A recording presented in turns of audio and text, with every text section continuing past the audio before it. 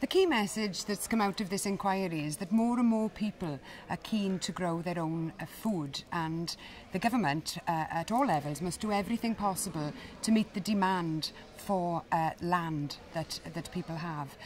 During the inquiry, the committee heard plenty of positive evidence from people who are coming together to create their own growing spaces, but we were concerned to hear that many people had to have battles with their local authorities just to get them to keep their obligations under the existing legislation.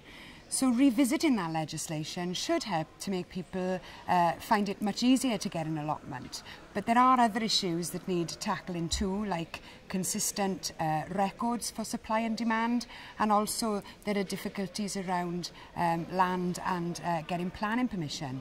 We hope that as a committee these recommendations will be implemented in full, so that the